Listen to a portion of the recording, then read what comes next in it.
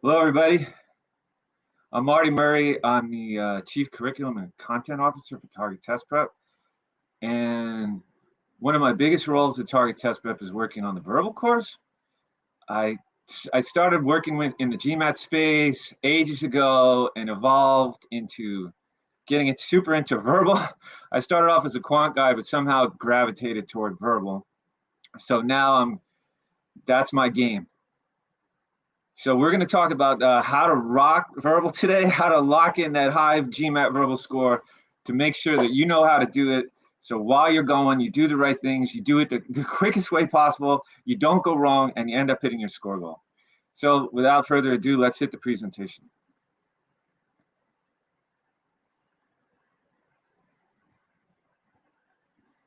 Okay, let's first talk about what GMAT verbal is, because this is so key. I mean, if you've been hanging around on GMAT Club, you've probably seen a lot of stories about people going, why isn't my verbal score going up? You know, or why did I take the GMAT and my verbal score was so much lower than my practice test scores? So what is going on? So let's first get straight what exactly GMAT verbal is. And here's what it is. GMAT verbal is a fairly sophisticated logic game. And here's the deal with that. It's not a game of memorization. It's not a game of using gimmicks or anything else. It's a fairly sophisticated logic game. And if you have that in mind, that's going to keep you on the straight and narrow while you're preparing for GMAT verbal, because anything someone says, well, you should try this. Well, is that really appropriate for a fairly sophisticated logic game? Is that really what I should be doing to learn to play this fairly sophisticated logic game? You know, so, or anything you want to do during your preparation or how you take the test is going to be guided by this concept that GMAT verbal is a fairly sophisticated logic game. So let's discuss this further. Okay, so here's how we're going to prepare for verbal. And the first step is learning rules and concepts. We're going to do it in order. We're not going to start off. A lot of people start off verbal doing, or this is what they consider verbal preparation, is just, and it's not the worst thing, but basically doing a million practice questions. And that's pretty much it. And let's face it, would you do that for quant? You know, would you say, okay, I'm going to jump into GMAT quant? I mean, unless you already know most of the material, and maybe you do, you're not going to just jump into it. At some point, you learn the rules and concepts. You learn the difference of squares. You learned, you know, what the probability formulas are or something. And you're going to do the same thing in verbal. You want to learn the rules and concepts before you jump into this. Or before you jump into practice questions, so you know what you're doing. These are the rules of the game. Yes, it's a fairly sophisticated logic game, but before you start playing the game on any typical, you know, in any question type, you want to learn the rules and concepts involved for that question type. So for sentence correction, you're going to learn those modifiers rules. For critical reasoning, you're going to learn what a weakened question is and how properly to answer it. For reading comprehension, you know, there's a difference between the different types of questions. You want to know what they are, how to answer them. This way, when you go to answer them, you're not just flailing around. Okay, the next thing we're going to do is learn strategies. And there's a couple of advantages to learning strategies. Yeah, you could jump into the questions once again without having a clear strategy, but it really helps to have a clear strategy of how you're going to answer these questions. For instance, in sentence correction, how you go through the choices, how you eliminate choices. You know, one thing you can do is eliminate the easy outs first. If you have that strategy in mind, you're just going to go to these questions faster. Critical reasoning, there's an order of operations. If you know, read the passage first, read the question second, then go back and identify the conclusion of the argument. You're going to go through this thing a lot more, you know, quickly, more efficiently than you would if you didn't have a strategy. Okay, great. So that helps you answer the questions. There's another awesome reason to have strategies. This way, when you're taking the test, you're ready to go. And no matter how stressed out you are, or how you're feeling about GMAT verbal on test day, you're going to rely on your strategies. That way, you're not going to be one of those people who says, oh, I blanked out in the middle of the verbal section and I couldn't answer a single critical reasoning question. I just stared at what was in front of me. Why? Because you have a strategy, right? So this is huge.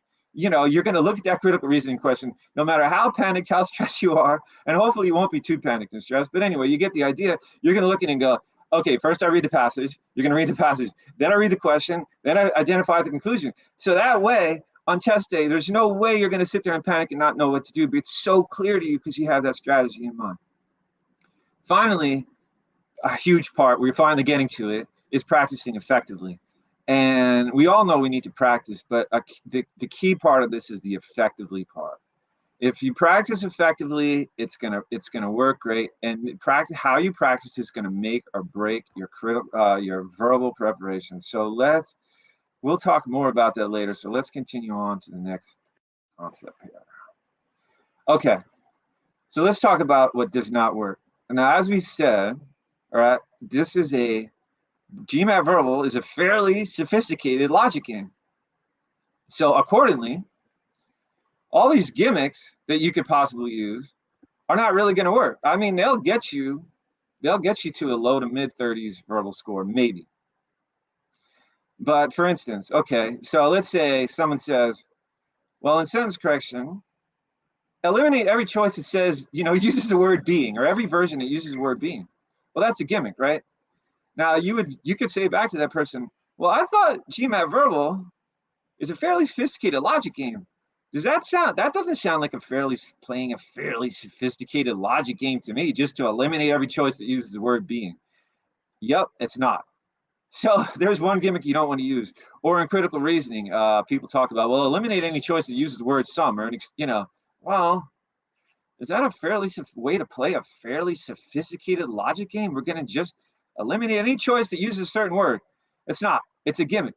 Once again, it'll get you to the low, maybe mid 30s. And that's it. You're not going to score high in GMAT Verbal eliminating every choice that uses the word some. And same thing in reading comprehension. If a choice uses an extreme word, you can't just eliminate all the choices that use extreme words. Or like always, none, never. That's not playing a fairly sophisticated logic game. The second thing we're not going to do is pattern matching. I see this a lot, especially in critical reasoning. Someone says, well, this is a cause and effect question. And I've seen cause and effect questions before. And so this choice that looks like the right answer that I saw before, it's not going to work. It's another gimmick. This is a fairly sophisticated logic game. So, and that's the theme we have to keep in mind. So pattern matching is not going to work. You're going to look and go, well, gee, I thought this was a cause and effect question. Why didn't this work? Because you were matching patterns. Okay. The last one is word matching, which is pretty much the same, are very similar to pattern matching. You look at a question, you go, well, this choice looks as if it has the same words as the passage. That'll get you to a 28 in verbal. Critical reasoning. Well, this choice looks like the passage. Is that a fairly sophisticated way to play a fairly sophisticated logic game? No. So our game is not to word match. I mean, sure, if you're scoring 12 in verbal and you want to get to 18, yeah, you can word match, and that's probably going to help a little bit. But as the questions get harder, we have to be more sophisticated. So what are we going to do in order to play this game well? Okay, cool. We're going to use fundamental logical reasoning. And here's the deal that, so you're gonna look at each question and say, well, what's logical here? And sure, you're going to know the rules for sentence correction. Sure, you're going to have a strategy for critical reasoning or reading comprehension. But ultimately, what you're doing is using logical reasoning to figure out what makes sense. I love the idea of a sentence correction question is almost a plan. You're looking at a sentence going, well, what is the best plan for expressing this idea? So let's say you were curious about how someone would do running a business. You could show them a sentence correction question and say, which one do you think is the best choice? And they, if they have no idea, maybe, well, can you tell what a good plan is? Can you tell that putting this modifier here is not a good plan? So you're using fundamental logical reasoning. Sure, you know what the rules are, but to find the correct answer, you're going to reason through.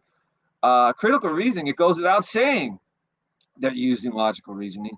And reading comprehension also involves a lot of logical reasoning, saying, well, what does the passage really support? You know, you're not just looking, if it was just a game of matching the choices with the passage, well, you know, anybody could do it. You know, practically a computer could do it. So we're doing this with fundamental logical reasoning. The second part that's super important is paying attention to details. I mean, this is huge. Like, if you pay attention to details, your verbal score is going to be 5 points higher, 10 points higher than it would be if you were glossing over details. It's simple. This is great. So all I have to do is pay attention to details, and I'm going to score high in GMAT Verbal. You know what? That's a lot of it. I mean, sure, you need to know the rules, and sure, you have maybe a strategy is going to help, but paying attention to the details is going to make or break your score. Finally, seeing what there is to see. This is basically what GMAT Verbal is. Do you see what's going on? So this is all going to color how we prepare. So you're not preparing just by learning rules, and you're not preparing just by, you know, learning strategies. You also have to learn to use your reasoning and pay attention to details and see what there is to see. And if you're like, gosh, I've been preparing for GMAT Verbal for a month and my score isn't going up, these are probably the things you need to work on, right? Because you're probably learning all the rules. I mean, if you're reading verbal prep materials, you're certainly learning what a modifier is. You know what the subject and verb are, how to find them. So the question is, well, are you paying attention to those details and seeing what there is to see? This is what you're working on as you're preparing for GMAT Verbal. And here's the key thing. The test maker, people talk about GMAT, the verbal section has gotten more difficult, people say. You know, what's going on? It used to be easier, and now I took practice test 1, and then I took the real GMAT, and I didn't get the same score.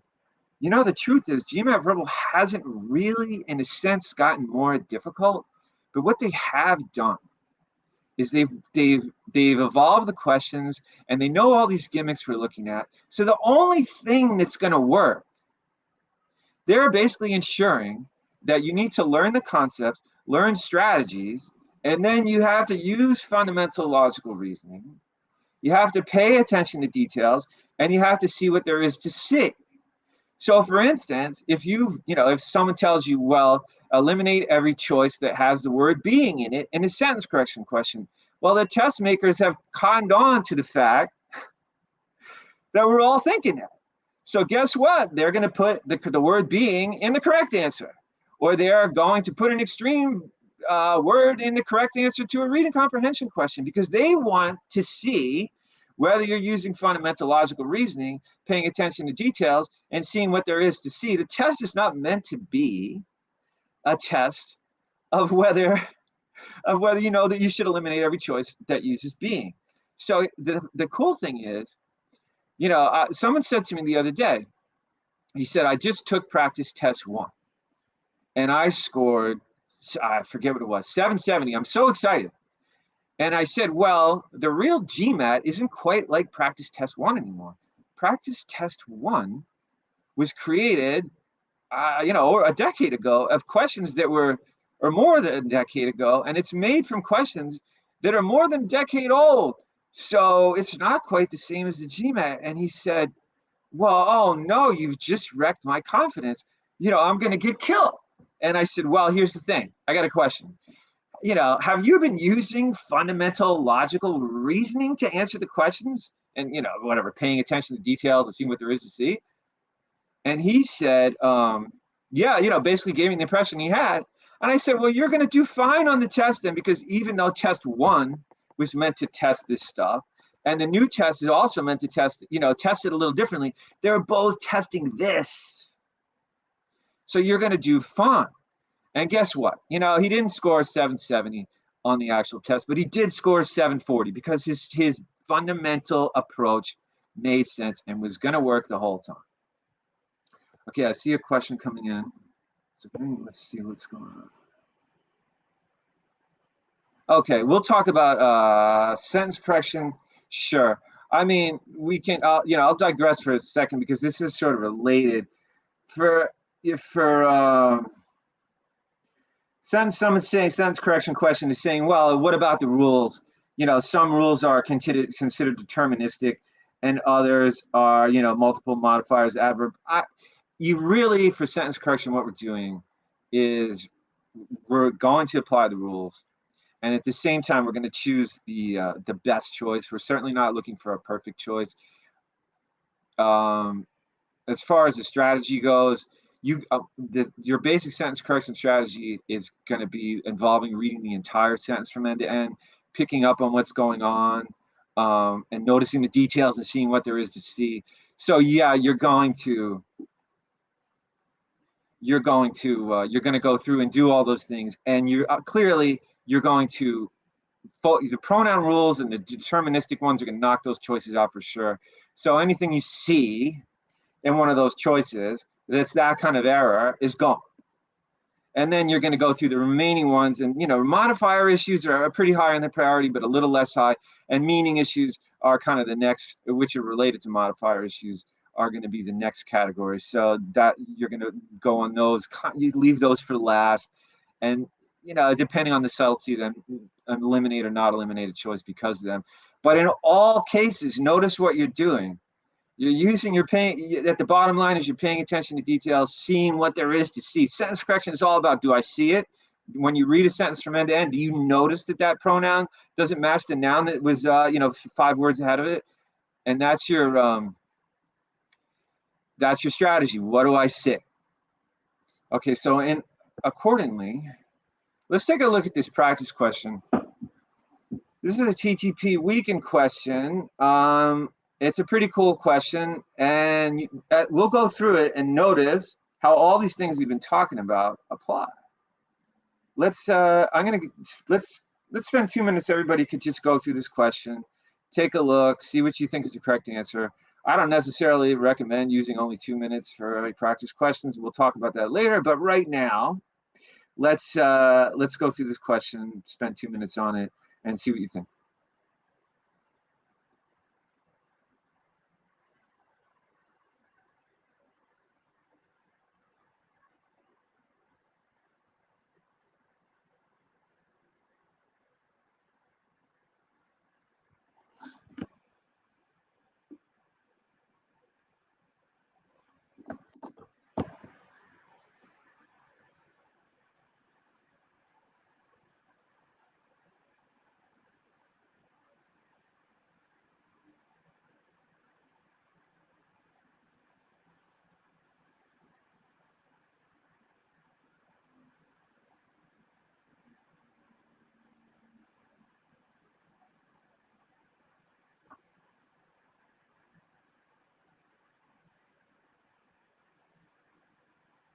Okay, maybe another 30 seconds or so.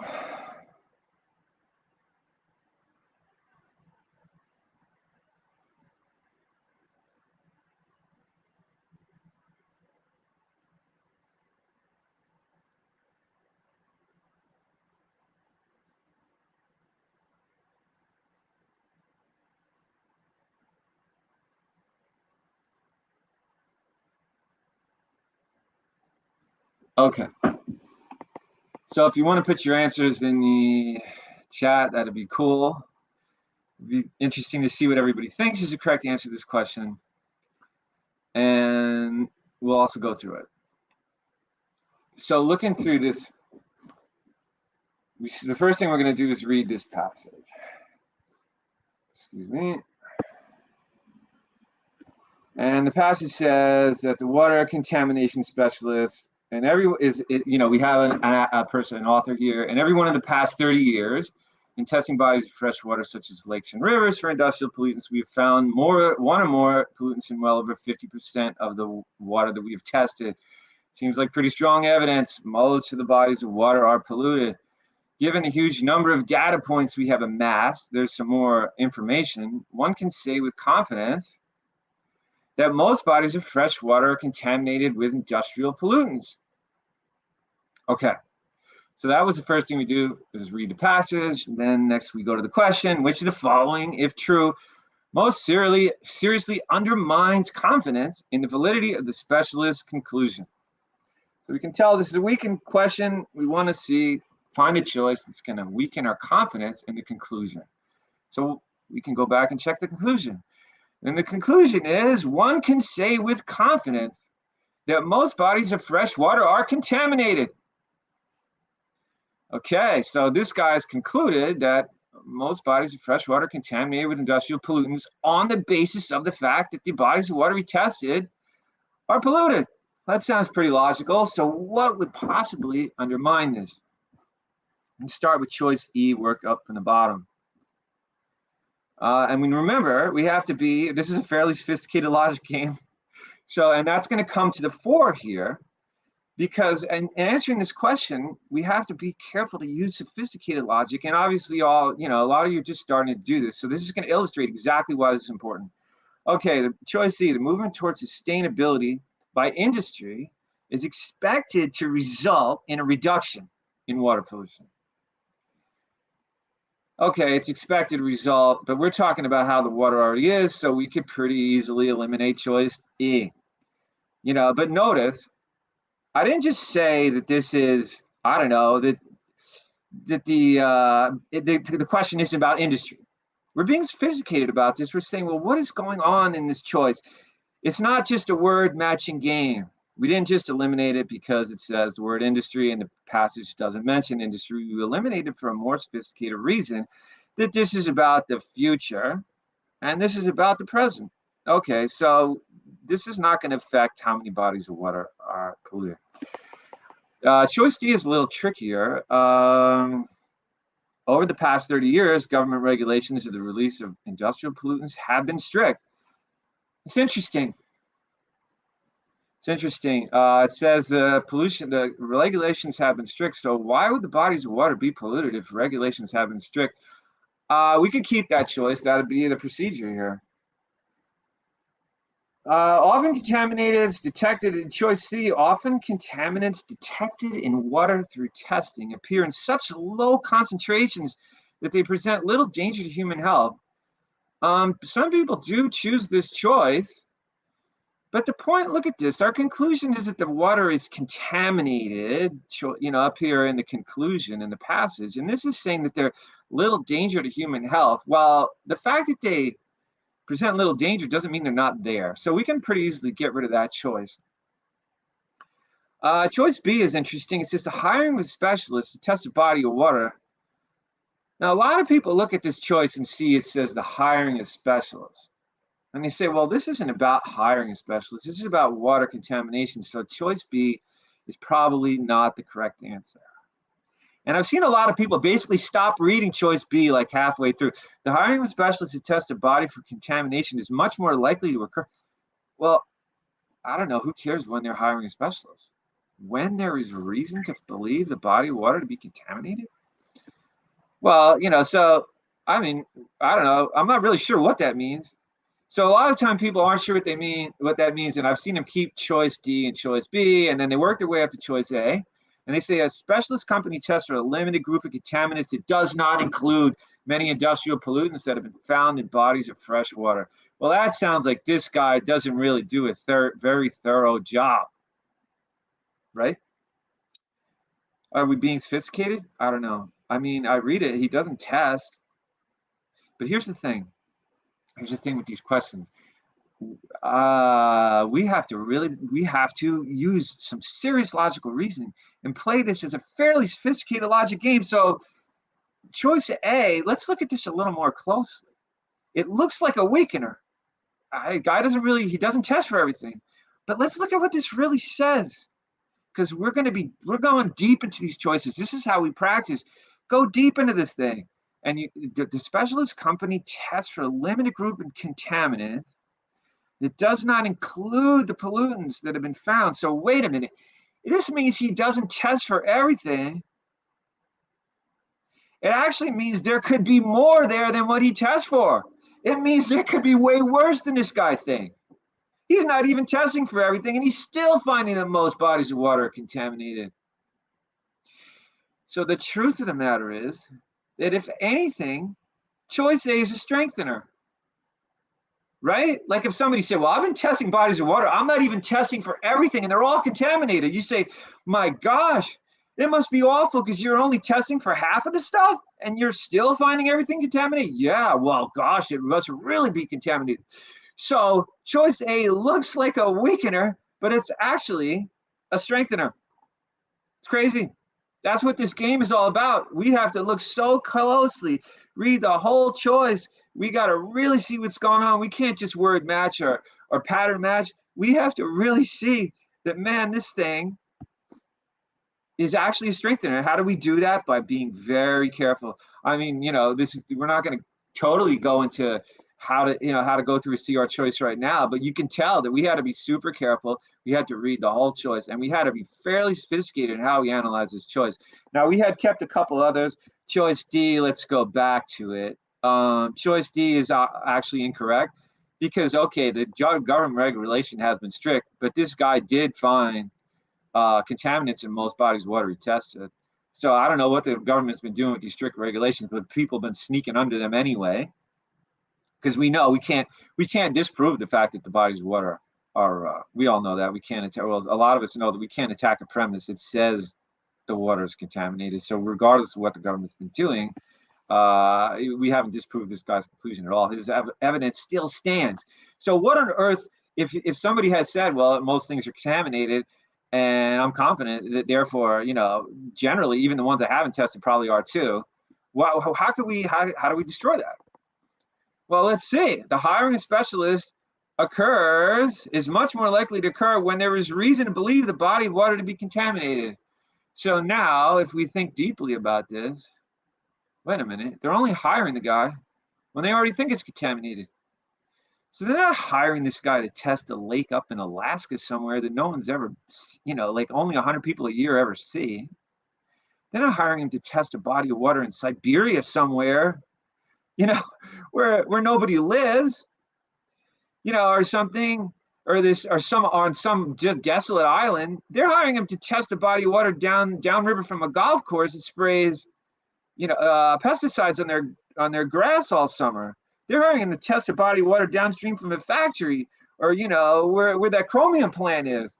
So of course it's contaminated. They're only hiring him to test the contaminated bodies of water. So this destroys his conclusion, because what we see is his sample is no good. The guy's sample was no good. He was basing his argument on the sample of bodies of water that were likely to be contaminated in the first place. So it doesn't make sense to extend that to say that most bodies of water are contaminated. So here's the point. We had to be fairly sophisticated to get this right? A lot of people do choose B, C, and E, and many, many people choose A. So when you're practicing critical reasoning, now you see, you got to take your time, you got to look at the choice, and you have to be sophisticated in how you analyze these things. Okay, so with that in mind, let's look at the results you can get. And this is these are two people's ESR, verbal sections of their ESR. And there's a couple things you can notice about these. One is, here's what I learned. I was teaching GMAT Verbal, and I would get an ESR from one of my students, and I would know the guy pretty well, or the woman pretty well, and look at the ESR. I would say, it's so interesting. These ESR, what we can see in these ESRs is they both flatline, basically. Like this one starts off, in the middle and goes up a little and basically flatlines. And the one on the other, the one of the average, the higher one for the 44, this person scored 44 on GMAT Verbal. This one flatlines too. You see what's going on? So it goes up and then flatlines. So what does that flatline represent? Now I know it can represent a few different things. It can represent how well you know the concepts. It can represent how well you use the strategies. And it certainly probably does incorporate those things. But let's think about it. If you know critical reasoning very well, but you're not that good at reading comprehension, is your ESR going to flatline? Maybe not. Because if you get a couple of reading comprehension passages in the third quarter, you should see a big dip if you're not good at reading comprehension. Or if you don't know modifier rules and you see some sentence correction questions that have modifiers, maybe you have a big dip in one area. And then other areas where you're stronger, you see high. So why would someone's ESR flatline at a certain level? And what I discovered was, well, I know these people, I know them pretty well, I know what they do. And I finally said, wait, this is showing the depth of kind of your level of sophistication when you're answering the questions. So if you're using gimmicks, you're going to gimmick. The right answer, I'm sorry if I wasn't clear, the right answer was choice B. The correct answer is choice B to the critical reasoning question. Anyway, so we have this person scored 31, this person scored 44. So what the difference is? Yeah, the answer to the critical reasoning question was choice B. And the reason was that the specialist conclusion was wrecked by the fact that, we'll go back real quick. The specialist conclusion is wrecked by so this person is saying, I tested bodies of water, most of them were contaminated. So he's extending it and is saying that most bodies of water, in general, is making a general conclusion about bodies of water, are contaminated with industrial pollutants. So if you look at choice B, we see that this is correct because this is saying that this guy's only hired to test basically contaminated bodies of water. So we can't extend what the results of his test to most bodies of fresh water. Okay, because he's not testing most bodies of fresh water. He's testing the ones that people already think are contaminated. There's a reason to believe that the body of water is contaminated already before he tests it. So he's only looking at the contaminated ones. So he doesn't really know what most bodies of fresh water are like. His conclusion isn't supported. You would say to him, guy, you've only been testing contaminated ones. That doesn't mean the lake in my backyard is contaminated. There's not a factory next to my backyard. So what you're testing doesn't match the general nature of bodies of fresh water. That's what's going on. Choice B is the correct answer. Okay, so back to this. The whole thing is, what I noticed is that the degree to which someone used gimmicks, or was sophisticated, or was careful, or pay attention to details, that's what makes a difference where you're going to flatline. And ideally, you'll flatline way up at this purple line because you're paying attention to details, you're using sophisticated methods, and you're seeing what there is to see. But in any case, you can see the difference. And I've seen it numerous times. And anytime someone asks me, well, gee, what do I have to do to increase my score? I say, well, and they say, well, I went through such and such course and I learned all the rules, or I went through this book and I studied all the concepts. And I say, well, okay, here's what you're going to do now. You have to apply these things. You have to slow down, and you have to be more sophisticated in how you apply them. And I've even seen someone who was scoring. She started preparing for the GMAT and took a baseline test and scored in the 40s on verbal. And then she learned all kinds of gimmicks. And if you can believe it, her verbal score went from the 40s to the 30s. So what happened? She was flatlining up here. She learned a bunch of gimmicky methods and stopped being sophisticated in what she was doing. And she dragged her score down to the left graph by, changing what she was doing. She said, well, what do I have to do? This is crazy. I started, my score's basically gone down 8 to 10 points since I started preparing. And I said, well, basically stop using all those gimmicky methods you learn. Don't stop eliminating choices just because they have an extreme word or use the word being or don't match the passage, and start using sophisticated methods, using logical reasoning. And sure enough, she drove her score right back up into the 40s, basically just by being more careful again. Okay, so yeah, we learn the concepts, we learn the strategies, and then we have to practice and learn to use them very, very well. Okay, so let's talk about how to practice, because this is going to make or break your verbal game, is how you practice. I end up on the phone with a lot of people asking me, well, what do I have to do if my verbal score is not going up? And the whole thing is always that, or 99% of the time, it's how they're practicing. So the first thing we're going to talk about is focusing topic by topic works best. I'm sure you know this for quant. When you're practicing combinations questions, it certainly helps to first learn all about combinations and then do 20, 30, 40, 50 combinations questions in a row. because that way you learn from your mistakes, you apply what you just learned the next time, and you just build on everything you're doing until you're just getting them right consistently, and then you know you can nail a combinations question. The next thing is practicing on time. Now, people, the thing that's confusing is we know that we have 2 minutes to spend on each question, or not even 2 minutes on the verbal section. So you figure, okay, what I should be doing is practicing with a timer going. In fact, there's GMAT boot camps, and they set a timer. So everybody answers this question in 2 minutes. Let's go. And here's the thing, though. When you were first learning difference of squares back in middle school or something, you weren't doing those questions in 2 minutes each. And, so yeah, now you can probably answer a lot of quant questions as soon as you learn the concept and how the GMAT does things in 2 minutes each.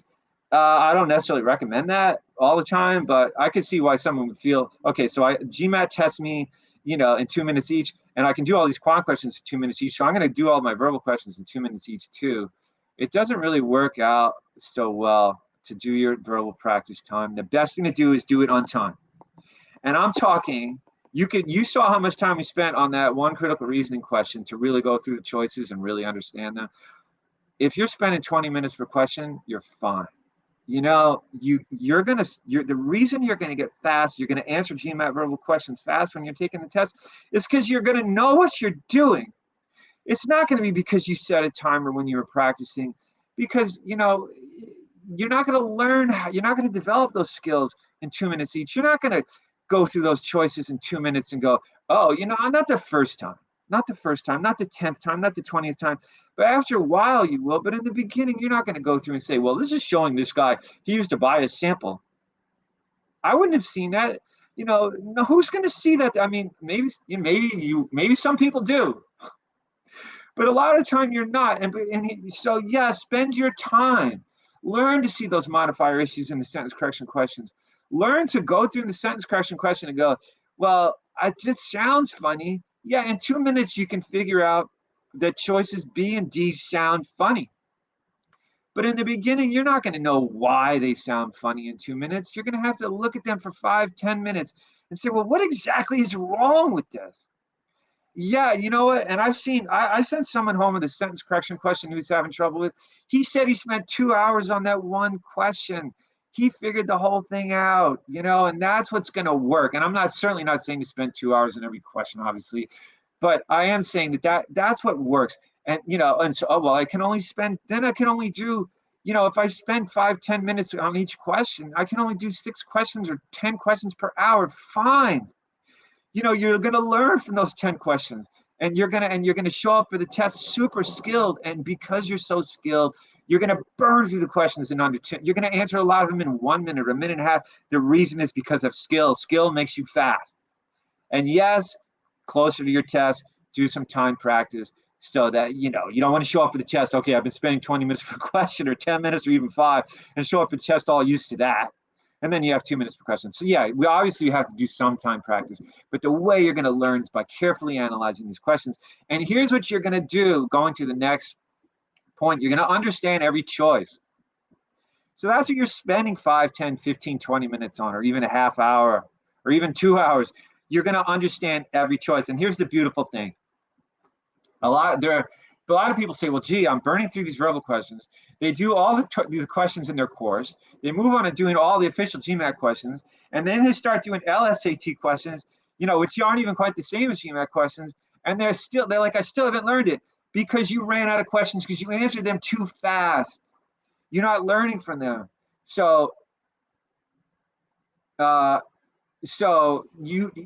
here's the thing. If you're like a verbal question, going back to this question, each of these choices has a story. So whether it's a sentence correction question, critical reasoning question, or a reading comprehension question, you can analyze each of these choices. This is basically a question. Well, why isn't this right? And instead of just going, okay, I have 2 minutes, I got to get this, it says industry, it's out. Okay, the next one, it says health, human health is out. Okay, I have 2 minutes. Okay, you can spend 5 minutes on this one question, on this one choice. Treat the choice as if it's a question. I mean, you're going to get so good at this. And by the way, you're not going to run out of questions because each verbal question is 5 questions. We can't say that for quant. I mean, if you need to know Jim's rate, only one of those choices is going to be Jim's rate. We don't care. I mean, unless you're working backwards from answer choices or something. You don't care about 24 or 32 if Jim's rate is 56 widgets per hour. Only one choice matters. But on verbal, we can analyze every single choice and spend time. You know, you could literally spend 5 minutes on choice B and go, you know, man, that is so cool. What is going on? It says hiring a specialist, but I don't know. Like, I don't know why this is wrong or right. And if you don't know, then sit there and figure out what's going on. You know, don't ever answer. When you're practicing, don't answer these questions until you know. Don't say, I don't know. And this comes to the next point here. The infamous last 2 choices.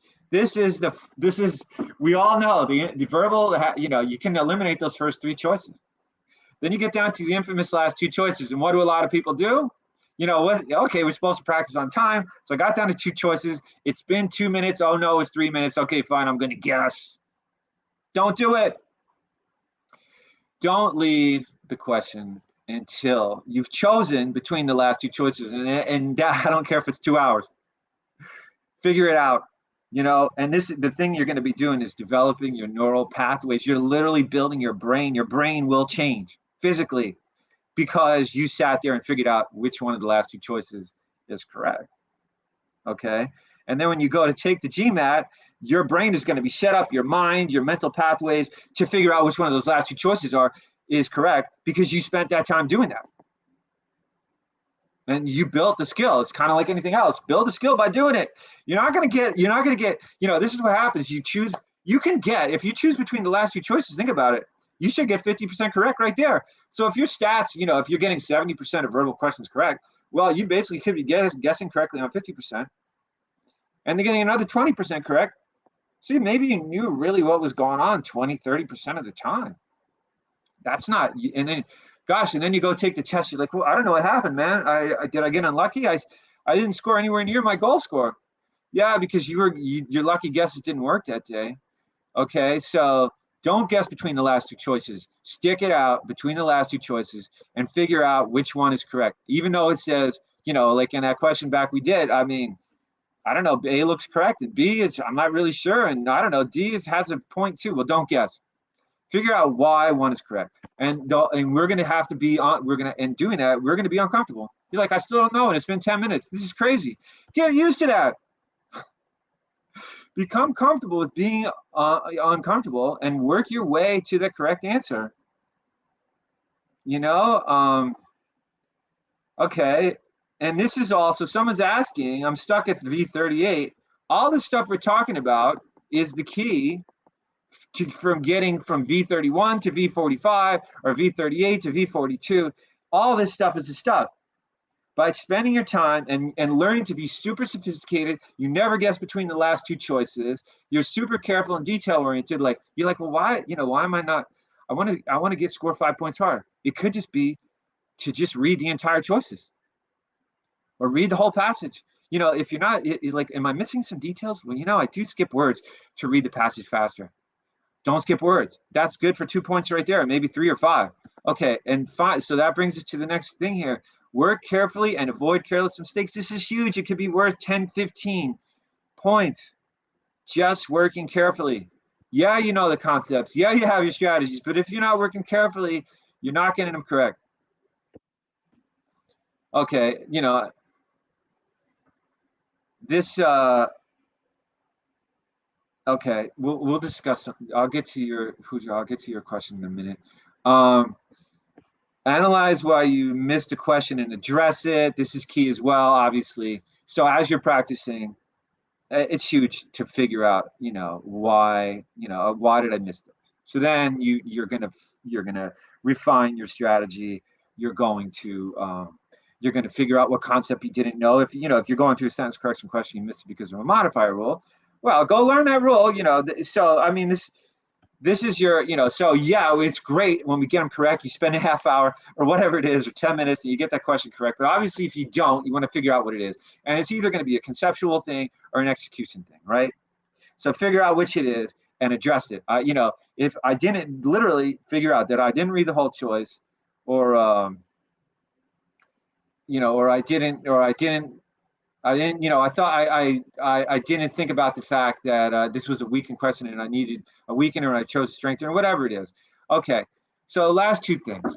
Don't be surprised if GMAT Verbal is not easy, especially, you know, we all learn, you know, math in high school or even elementary school. You know, we're not really studying critical reasoning for the last 10, 15 years of our lives. So yeah, it's going to be a different experience. It can be a little shocking because you're scoring 49 on quant and you're scoring 22 on verbal. Like, what is going on? I mean, it's not surprising. So, and you know, just be prepared for that. And also people say, well, it's just words, it's just sentences, it's just reasoning. What could be so hard? Well, obviously it is pretty hard because the average verbal score is about 27. You know, and the average quant score is in the 40s. So something's going on, or everyone would be scoring V45. Finally, so what do? We foster a growth mindset. And a growth mindset, you know, it's easy to think that you have certain skills or certain intelligence or certain abilities and they're sort of locked in. The idea of a growth mindset is that's not really true. You know, that actually, if you think about it, like that guy, like Tiger Woods, started playing golf when he was a kid. He, you know, it wasn't, oh, he was talented. I don't know, maybe maybe he hadn't started playing as a kid. Maybe if he started playing in college, he would have been nothing. He would have been the worst. You know, so you have to foster a growth mindset and say, well, maybe the reason that other person is so good at this is he's been doing it. Sure enough, you know, he has. So you decide that you can learn and develop yourself. And literally, when you're practicing this stuff and doing this kind of work, your brain physically changes. So don't worry, you're going to learn it. Your brain is going to change. Your mind is going to change. Your skills are going to develop. You're going to get better at it. You can develop yourself. You've learned other things that you didn't know how to do, and now they're totally natural. You don't remember how to tie your shoes, but I'm sure the first time you learned it, it was you know, when you were a kid, it wasn't easy for you either. And you know, it seemed like, oh wow, well, okay, same thing. It's just everything is like that. You're just developing skills. You're developing these sophisticated approaches, and you will learn how to do this if you prepare in an effective way. Okay. So I'm ready to take some questions, more questions if you have any others. Okay. Okay, see, okay, let's go. Okay, someone was asking me, I don't know, the ESR depend, you know, it really depends. It's usually just a couple of days though. Let's see, start, you're stuck at V38, basically, okay, yeah, we talked about that. I mean, basically, you know, reliable sources from where we can practice more verbal questions. There's so many sources. If you've been using the target test prep questions, one thing you can do is, I mean, if you're through all of them, depending on how fast you've gone through them, a lot of time it actually helps to go through them again. If you've answered them all in 2 minutes each, I see this a lot. I go to somebody's analytics, and he's answered all the GMAT, all the verbal chapter test questions in a minute and a half each. He's like, my hit rate is only about 70%. You can literally go through and analyze them choice by choice, and I guarantee you're going to have a whole other experience. You're going to analyze them all choice by choice, and then clearly you can move on to official questions from the official guide. You know, there's a whole lot of different sources of official resources. You know, if you want to hit me on the chat or DM me or email me, I can, you know, go over some of the different, I could send you some links, some more of the different official sources. Okay. If you get first 17, 18 questions correct and the rest wrong, that's a tough call because you're going to climb up. You're going to have a long streak of correct answers. But you're going to get really dinged toward the end. I say you're going to probably be in the mid to upper 20s if you do that. You know, get the first 17 or 18 correct and get the rest wrong. Okay, here's the deal. So if you're not able to speed up and you have to answer, you know, guess on the end, it's all these things we're talking about are going to speed you up. You know, you have to develop skills. I did just write a blog post on how to speed up in GMAT Verbal. So if you want to hit me on the chat, on the TTP chat, I could send you a link to that, or you could look up how to speed up in GMAT Verbal Target Test Prep blog, and there's a whole discussion of how to speed up in Verbal. But basically, it's developing skill. It's going to make you faster. And I'll go over, just a couple other things. One, you can always kind of work on efficiency. The way you go through questions, you can certainly refine that. You can say, well, what can I do to get through this question faster? Having your strategies clear helps. The other thing that really helps speed up is just being careful. For instance, if you're reading a CR passage, you read it quickly, and you don't pick up on some details, then you go to the answer choices, and you're circling through the choices, and it's all because you missed a couple words, in the middle of the second sentence. So, I don't know which is right. B and C, look, both of them look correct, and you're going back and forth. If you had just read the passage more carefully, or if you read the passage carefully, that's going to happen a lot less. So you're going to actually, by being kind of slower, you're going to speed up. So someone else is asking, yeah. So I have it's kind of extensive to go over the time management here. If you look on the Target Test Prep blog, we do have a couple extensive posts on verbal time management, but I think we kind of covered that just now. How to go from V42 to V45 plus? Yeah, all this stuff is going to get you from V42 to V45 plus. Being more sophisticated. It's really the difference between V42 and V45 plus. Obviously, the concepts. Although, when you're practicing, if you run into something you don't know, go back and review it. And a lot of it is just going to be looking at how you're executing at that point. You have to go through and you analyze every choice, spend 20 minutes per question, and or whatever it is. You want to get to the point where you're not guessing on anything. To get to V45 plus, obviously you have to miss, 2-3 questions max. So you have to be sure of your answer. And that's what I discovered as well. When I was taking the GMAT, I was pretty good at verbal, and I would finish early. And I finally realized, well, you're not really sure of your answers to some of these questions, talking to myself. So it was kind of a joke that I was finishing early, because why would I not use all that time? So I finally realized the way to nail this thing is to get in the habit of being 100% sure of your choice. And there's really one correct answer to 99.9% of once in a while they kind of sort of maybe don't do a great job on a verbal question, but they're not subjective the way people kind of say they are. There's really one correct answer to a verbal question. So if you get in the habit of being 100% sure which choice is correct, whether it takes you 5 minutes, 2 minutes, or 20 minutes, that's the way to get to that V45 plus score. Because then when you're taking the test, you're in the mode of being 100% sure which one is correct. You don't get them wrong, and you miss fewer than 2 questions.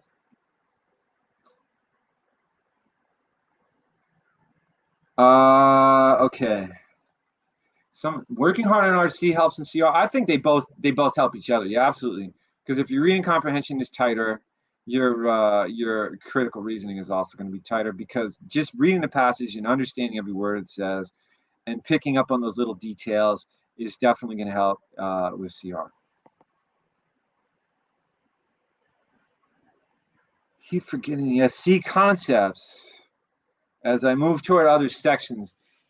A lot of what helps is to continue practicing SC, because then whatever concepts you don't know, you just go right back and review the concept that you didn't remember, and then you can review as diagnosed by your practice. Another thing is for SC, speaking of logic and logical reasoning, a lot of the concepts are very logical. So if you can sort of build a mental, logical reason why this rule is correct, which 90% of them are very logical, you're going to remember them a lot better. Why does a modifier have to be close to the noun it modifies? Well, it's because then it's most clearly modifying the noun. So it's not just something I memorized. Or why does this kind of pronoun always Why is nobody always singular? Well, it's nobody. So it's one body they're talking about, So most of these SC rules have some element of logic to them. So if you can pick up on the logic, say, well, why does this work? That's going to help you remember them. And, so practicing, you could review them. Some people make flashcards. This is another idea. Okay, I subscribe.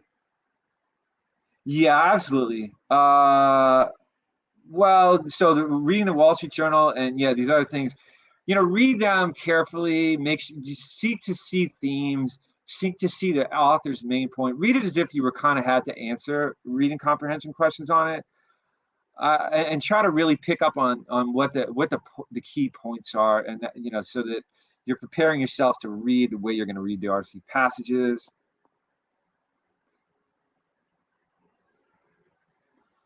Okay, so as far as why to go from, I guess we kind of covered why it's difficult to go from V44 to V45 plus. Work on streaks, work on accuracy. Like, look, if you're missing questions, figure out why. When you're practicing, I mean, basically, if you want to go to V45 plus in practice, you have to be almost flawless. You have to be getting questions wrong and correct in streaks. Get them correct in streaks of 40 plus. So if you're not getting 40 questions correct in a row, figure out why when you're practicing. It doesn't matter if you're spending an hour per question when you're doing them. When you're practicing, get in the mode of always getting correct. Make sure you always know exactly why you're choosing a choice, never guessing, and you're basically 100% sure your choice, and that's how you're going to get those last few questions correct. Verbal or quant first, it really depends. Me personally, verbal's a lot easier than quant for me, so I always do quant first, and then verbal is, I don't need all my energy left over for verbal.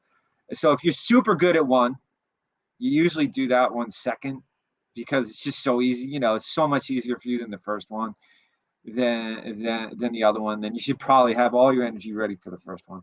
But if they're kind of even, then a lot of people do the one they're a little better at first, so they feel fresh, and they so it really depends on what works best for you. Any tips for a mid? It's basically all the stuff we're talking about here applies to a mid 30 score. It's basically all the same things. You have to be pretty on to get a mid 30s verbal score. All the gimmicks get you to the upper 20s, low 30s. Eliminating choices because they use extreme. I don't even honestly know if they even do that these days, because they have made the verbal questions a little more sophisticated. But basically, all the stuff we're talking about here gets you to the mid 30s verbal score. It's just really a matter of how far do you want to take it. Do you want to keep doing it until you score V45, or do you want to do it until you get to V37? It's basically how much skill do you want to develop. Please share strategies for RC. I mean, that's a fairly large topic, but a big one is, look, it's really the key to RC is it's reading comprehension. How well do I comprehend the passage?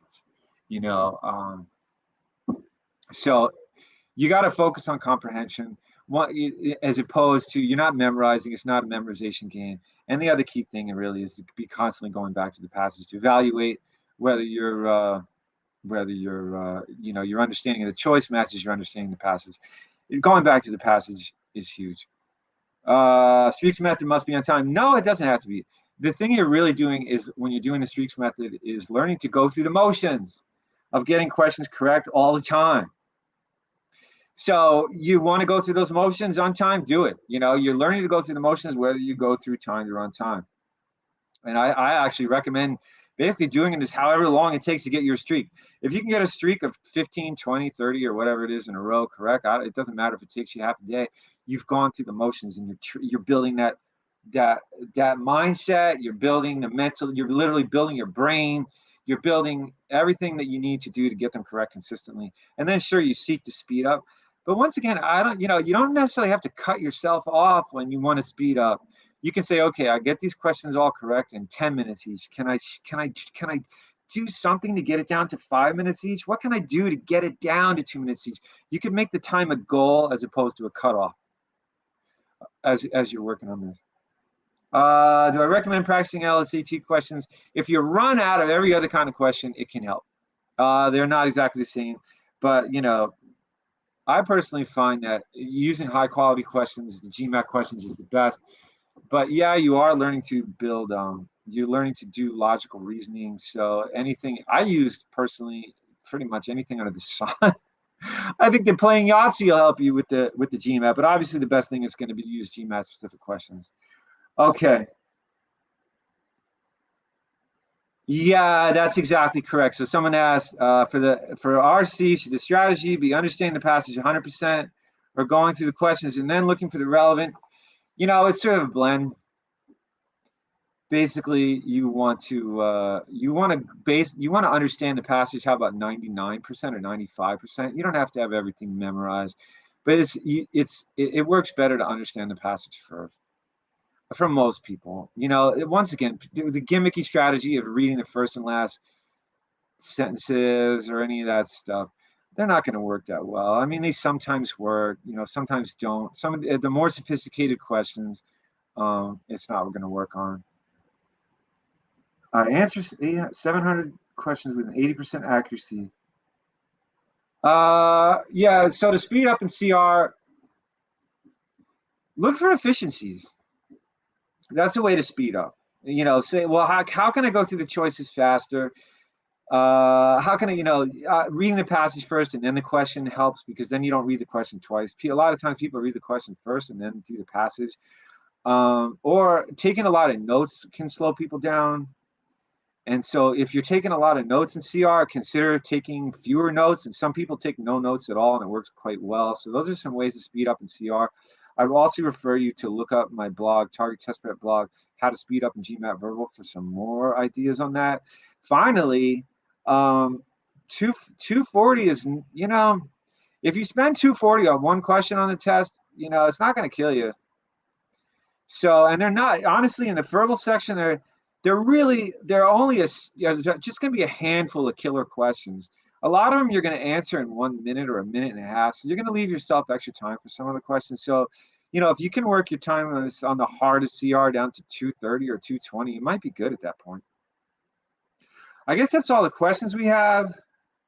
So let's wrap up by saying, okay, here's some of our Target Test Prep users. As you can tell, these are people that made this happen. Joseph here got to V51 in the GMAT.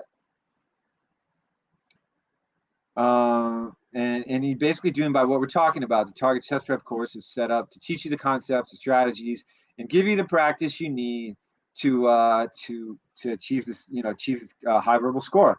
But here's the thing. I beg people to do all the stuff we're talking about here. You know, throughout the course, I say, do your practice on time. Analyze every answer choice and all that stuff.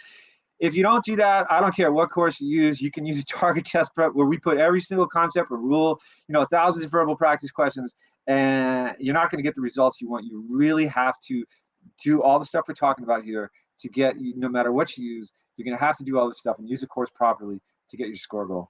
And so that's pretty much the deal. Here's some more people that all succeeded. Once again, Gunnar, scored a V47. And we see a lot of non-native speakers. You know, people say, well, I'm not a native speaker. Am I going to be able? I've seen someone, non-native speaker, like, could barely speak English, score 47 in verbal because she did all the stuff we're talking about here. You know, just said, okay, I'm going to do what I have to do to figure out how to analyze these questions logically. We have a few more questions. Okay, yeah, so where can you quickly improve in the verbal section? You know, SC you can quickly improve because you learn the rules. So if you don't know the rules and you go to knowing the rules, that can be a big improvement. CR, you can improve by just learning how, you know, some strategies and how to execute better and learning question types. So you might say, well, gee, I can improve faster there. It really depends. An RC is sort of like CR, you know. So it depends. You don't have to learn a million rules for those two, but you have to ramp up your skill set, and that can take a lot of doing. So it really depends what your current skill set is or which you can improve the fastest. Let's see. How do you deal with tough vocab words during the RC passage? Good question. You can, a lot of time you can, if you can just put any meaning there, like something that makes sense, you know, you can, two things. One of them is you can try to figure out what the word means by reading the context of it, the context around it. And honestly, if, you know, and that a lot of time will do it, or otherwise you can almost just substitute another word. It sort of depends. If it's a technical word, it really doesn't matter.